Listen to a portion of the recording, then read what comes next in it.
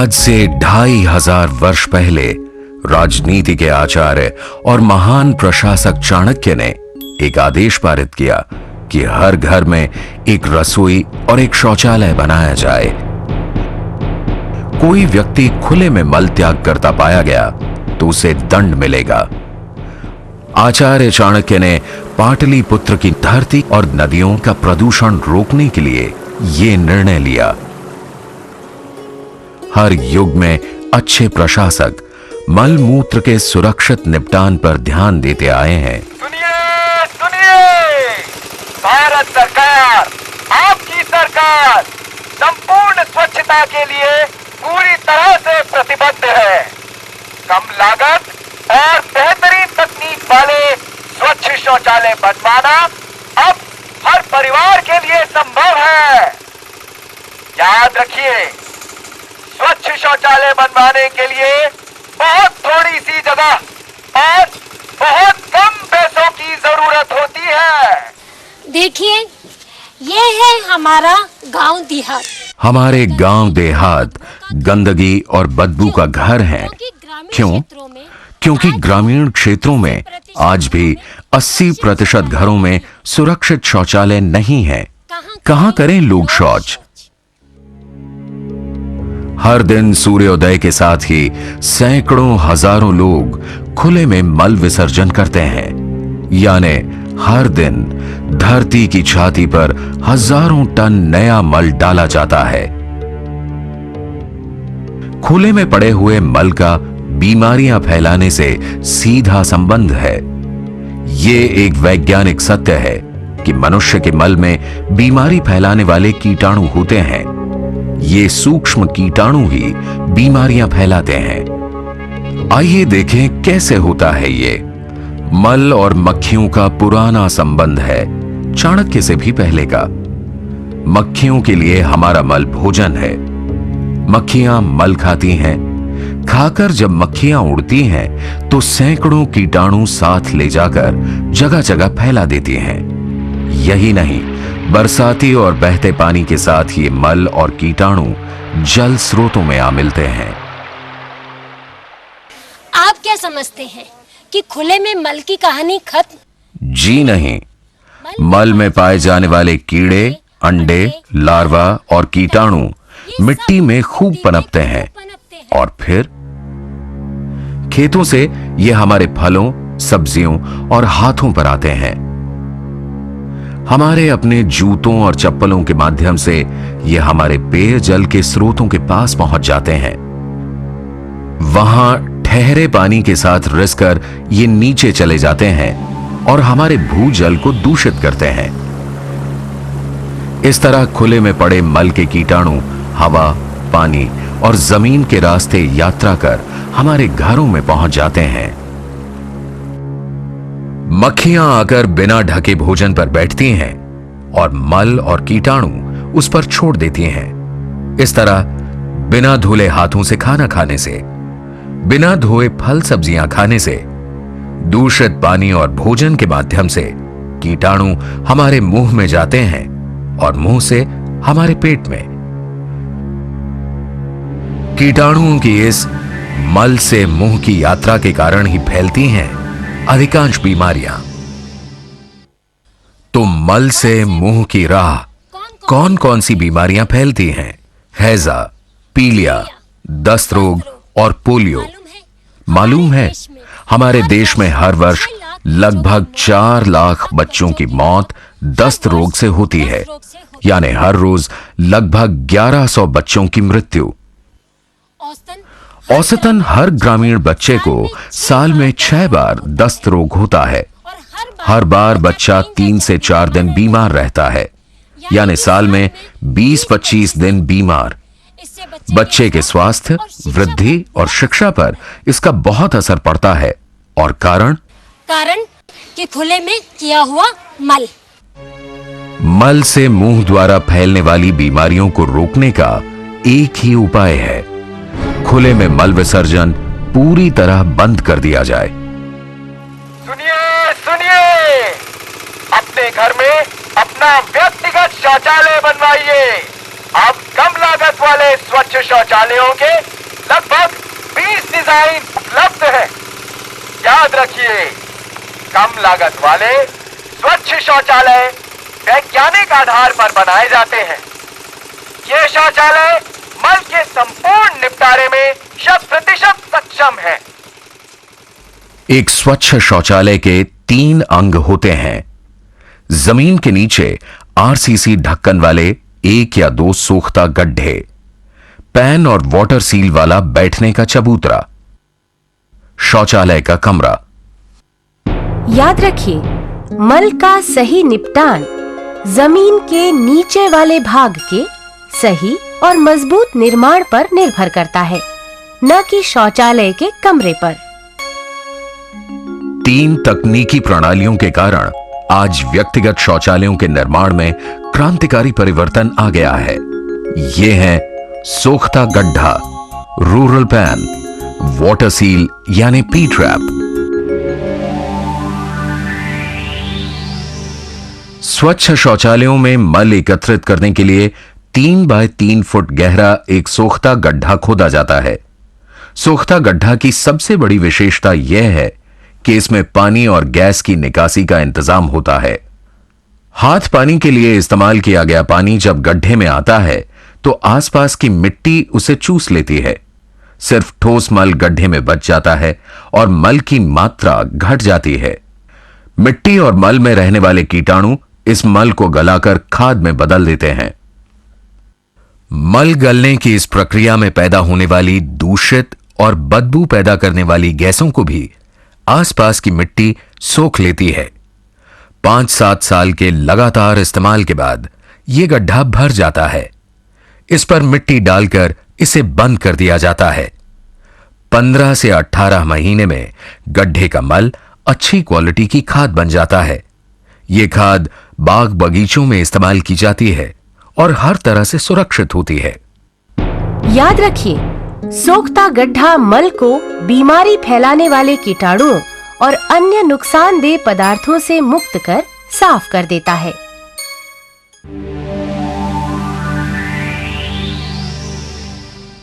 सैकड़ों वर्षों से शौचालयों में मल गिराने के लिए गड्ढे वाला ऐसा चबूतरा इस्तेमाल होता था। अब इसका स्थान ले रहा है पैन वाला चबूतरा। स्वच्छ शौचालयों के लिए ज्यादा ढलान वाला एक विशेष रूरल पैन तैयार किया गया है। इसका ढलान ज्यादा होने के कारण मल बहाने के लिए मात्र 1 से 2 लीटर पानी की जरूरत होती है। इसके बनिस्बत सेप्टिक टैंक वाले शौचालयों में लगे पैन से मल बहाने के लिए हर बार 10 से 12 लीटर पानी चाहिए। रूरल पैन का काम होता है बढ़िया और दाम सेप्टिक टैंक वाले पैन से बहुत कम।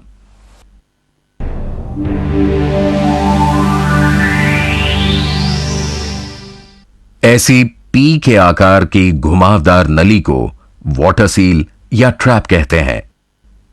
यह रूरल पैन के निचले सिरे से जुड़ती है और जमीन के नीचे सोख्ता गड्ढे में जाती है। मल बहाने के बाद थोड़ा सा पानी हमेशा पैन के निचले हिस्से और ट्रैप में बना रहता है। यह पानी एक दीवार का काम करता है। यह सोख्ता गड्ढे से बदबू को ऊपर नहीं आने देता। साथ ही यह कीड़े मकोड़ों, मच्छरों और मक्खियों को नीचे गड्ढे में पड़े मल तक जाने से रोकता है, यानी कीटाणुओं की मल से मुंह की यात्रा को पूरी तरह अवरुद्ध कर देता है। याद रखिए, वाटर सील में हमेशा पानी बना रहता है। ये पानी साफ होता है।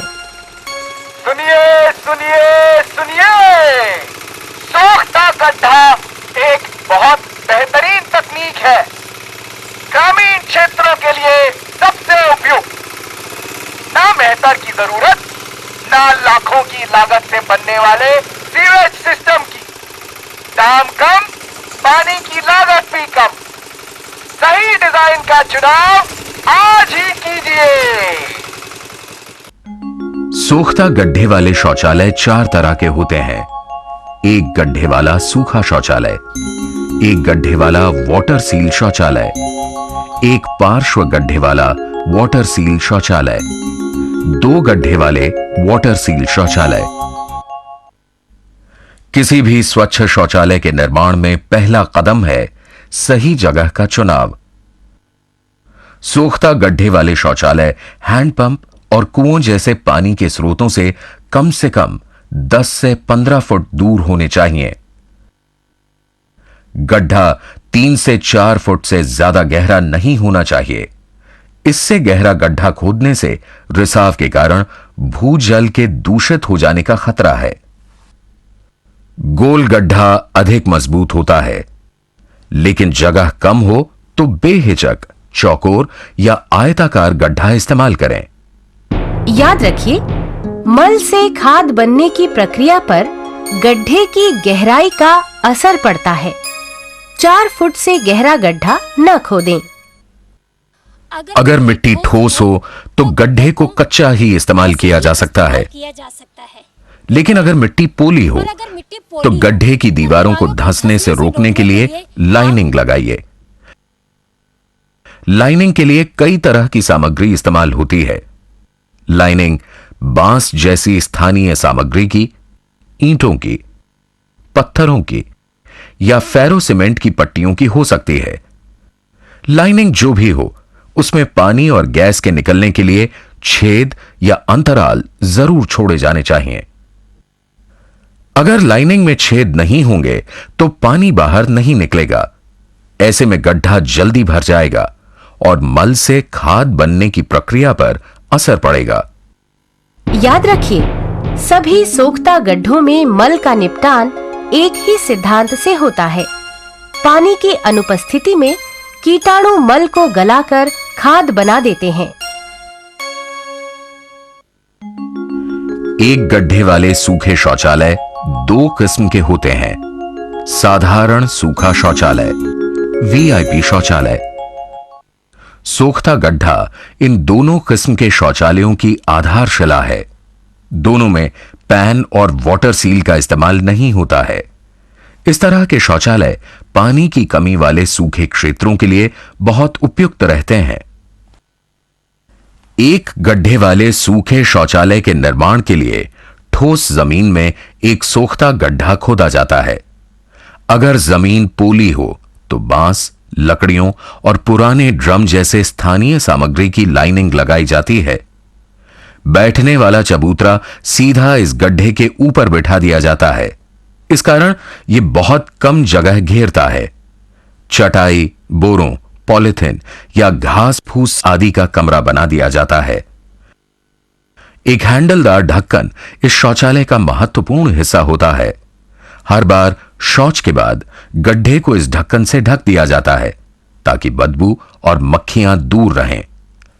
अगर बैठने का चबूतरा भी स्थानीय सामग्री से बनाया जाए तो यह शौचालय लगभग 200 रुपए में ही बन जाता है।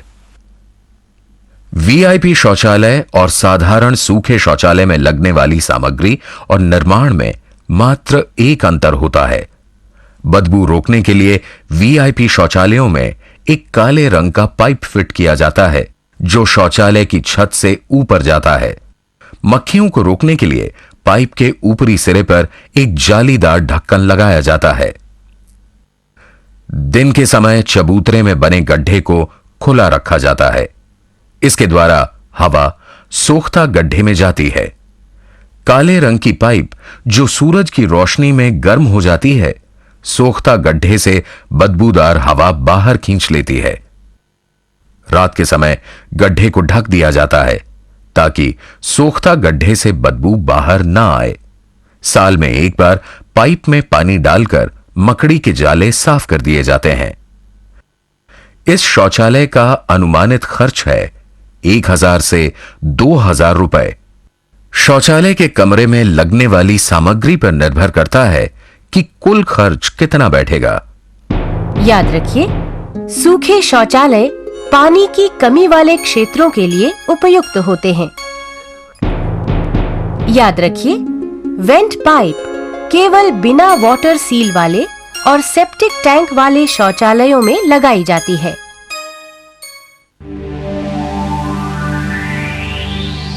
वाटर सील शौचालय के निर्माण में इस्तेमाल होने वाली तकनीकें हैं सोख्ता गड्ढा, अधिक ढलान वाला रूरल पैन और वाटर सील। कोई भी स्वच्छ शौचालय बनाने के लिए इन तीनों की उपस्थिति अनिवार्य है।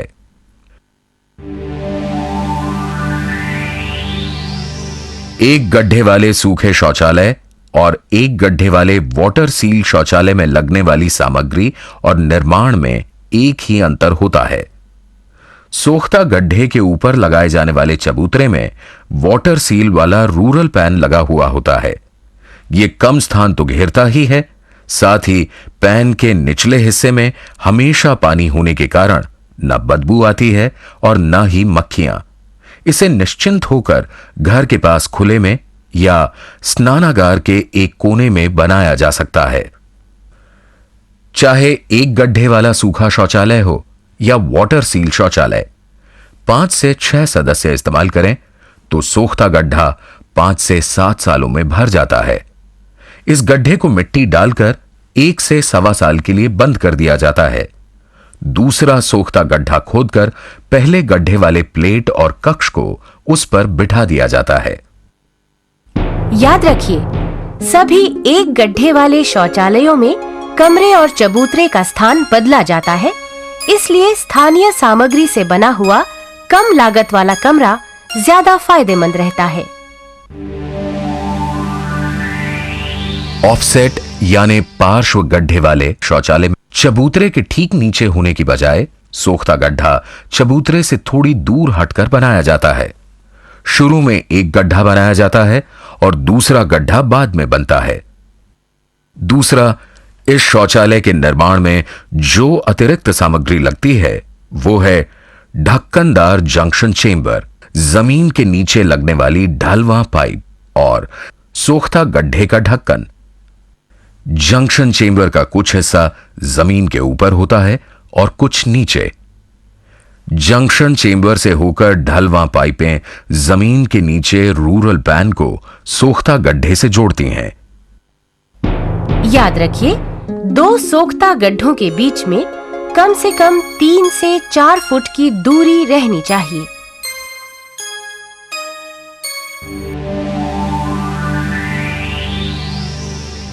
एक गड्ढे वाले और 2 गड्ढे वाले वाटर सील शौचालयों में लगने वाली सामग्री और निर्माण में मात्र एक अंतर होता है। 2 गड्ढे वाले वाटर सील शौचालय में एक के बजाय 2 सोख्ता गड्ढे शुरू में ही बना दिए जाते हैं।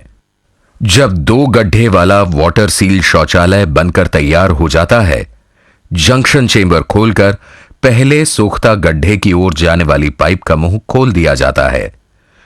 दूसरे गड्ढे में जाने वाली पाइप का मुंह बंद कर दिया जाता है। 6 से 8 लोग अगर नियमित रूप से इस्तेमाल करें तो एक गड्ढा 3 से 4 सालों में भर जाता है। तब जंक्शन चेंबर खोलकर पहले सोख्ता गड्ढे की तरफ जाने वाली पाइप का मुंह बंद कर दिया जाता है और दूसरी पाइप का मुंह खोल दिया जाता है। एक ऑफसेट सोख्ता गड्ढे वाले शौचालय के साथ भी बिल्कुल ऐसा ही किया जाता है। ऑफसेट शौचालयों में पहला गड्ढा भरने पर दूसरा गड्ढा बनाकर उसमें जाने वाली पाइप का मुंह खोल दिया जाता है। 2-3 वर्षों के बाद दूसरा गड्ढा भरने से पहले वाले गड्ढे से खाद निकाल ली जाती है और अब पहला गड्ढा फिर से इस्तेमाल के लिए तैयार हो जाता है। इस तरह बारी बारी से सोख्ता गड्ढे इस्तेमाल करने से बिना किसी अवरोध के शौचालय लगातार इस्तेमाल के लिए उपलब्ध रहता है। वाटर सील शौचालय में हमेशा पानी का प्रबंध रहना चाहिए। इस्तेमाल करने वाला व्यक्ति शौचालय में जाता है, थोड़ा सा पानी डालकर वो रूरल पैन को गीला करता है। ऐसा करने से मल पैन में चिपकता नहीं है, चबूतरे पर इस तरह बैठा जाता है कि मल सीधा रूरल पैन से गड्ढे में गिरे। हाथ पानी करने के बाद पैन में 1 से 2 लीटर पानी डालकर मल को बहा दिया जाता है। स्वच्छ शौचालय का इस्तेमाल यहीं समाप्त नहीं होता। बीमारियों से बचने के लिए बाहर निकलकर साबुन से हाथ धोना आवश्यक है। हर दिन या हर दूसरे दिन थोड़ा सा बर्तन धोने वाला पाउडर डालकर ब्रश से पैन को साफ कर दिया जाता है।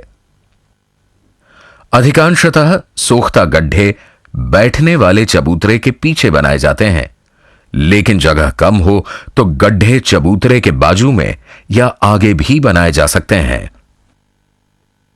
याद रखिए, रूरल पैन की सफाई के लिए ब्लीचिंग पाउडर, फिनाइल या किसी भी और तरह का एसिड इस्तेमाल नहीं किया जाना चाहिए। सभी वाटर सील शौचालयों के निर्माण में एक बात पर ध्यान देना बहुत जरूरी है। बरसाती पानी को सोख्ता गड्ढों में जाने से रोकने के लिए गड्ढों के चारों ओर आधा फुट ऊंची एक पक्की दीवार बनवानी चाहिए। अगर सोख्ता गड्ढे के अंदर पानी जाएगा तो उसका हाल सेप्टिक टैंक जैसा हो जाएगा, न मल गलेगा और न ही उसकी मात्रा कम होगी। इको सैंड शौचालय। मल के सुरक्षित निपटान के लिए अब एक और विकल्प उपलब्ध है, इको सैंड शौचालय। इको सैंड शौचालय इको सैंड यानी पर्यावरण की रक्षा करने वाला शौचालय। इको सैंड शौचालय की विशेषता यह है कि मल और मूत्र को अलग अलग एकत्रित किया जाता है और उनका निपटान भी अलग अलग होता है। इसमें मल के निपटान के लिए पानी का इस्तेमाल नहीं किया जाता। इको सैंड शौचालय का निर्माण पूर्णतया जमीन के ऊपर होता है। सबसे नीचे सीमेंट कंक्रीट की एक पट्टी होती है। उस पर मल एकत्रित करने वाले 2 प्रकोष्ठ यानी चेंबर और 2 चबूतरे बनाए जाते हैं। चबूतरे में इको पैन बिठाया जाता है। प्रकोष्ठों यानी चेंबर्स के ऊपर शौचालय का कमरा बनाया जाता है। इको पैन के 3 भाग होते हैं। आगे का उथला भाग मूत्र के लिए, बीच का गड्ढा मल त्याग के लिए और पीछे का हाथ पानी के लिए। आगे के भाग से मूत्र जमीन के नीचे पाइप द्वारा बाहर जमीन में दबे एक मटके में जाता है। मल त्याग करने के बाद व्यक्ति थोड़ा सा पीछे सरक कर एक मुट्ठी राख, चूना या लकड़ी का बुरादा मल पर डालकर मल गड्ढे को ढक देता है। व्यक्ति हाथ पानी करता है। हाथ पानी वाला पानी भी एक अलग पाइप के माध्यम से बाहर सोख्ता क्यारी में जाता है, जिसके आसपास फूलों के पौधे लगाए जाते हैं। राख, चूना या लकड़ी का बुरादा मल का पानी चूसकर उसे सुखा देते हैं। बचा हुआ मल गलकर खाद बन जाता है। ये बदबू और मक्खियों को भी दूर रखते हैं। शुरू में परिवार एक ही चबूतरे और प्रकोष्ठ को इस्तेमाल करता है। लगभग 1 साल में पहला प्रकोष्ठ भर जाता है और इसे सील कर दिया जाता है। अब दूसरा प्रकोष्ठ और चबूतरा इस्तेमाल किया जाता है। 12 से 15 महीने के बाद पीछे की पट्टी हटाकर पहले प्रकोष्ठ से तैयार खाद निकाल ली जाती है और पहला प्रकोष्ठ फिर से इस्तेमाल के लिए तैयार हो जाता है। इको सैंड शौचालय पानी के ऊंचे टेबल वाले समुद्र तटीय क्षेत्रों और साथ ही कम पानी वाले पथरीले और चट्टानी स्थानों के लिए उपयुक्त साबित होते हैं। याद रखिए, मूत्र या हाथ पानी में इस्तेमाल किया गया पानी मल वाले गड्ढे में नहीं गिरना चाहिए। हर बार इस्तेमाल के बाद मल पर राख, मिट्टी या लकड़ी का बुरादा जरूर डालिए।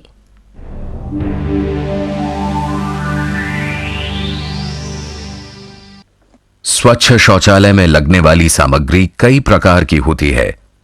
बैठने के चबूतरे सीमेंट कंक्रीट या ईंट के होते हैं। रूरल पैन फाइबरग्लास, चीनी मिट्टी, चिप्स या सीमेंट के हो सकते हैं। वाटर सील अधिकांशतः चीनी मिट्टी या सीमेंट कंक्रीट के बने होते हैं। शौचालय के कमरे का निर्माण घास फूस से लेकर कई तरह की ईंट पत्थर जैसी सामग्री से किया जा सकता है।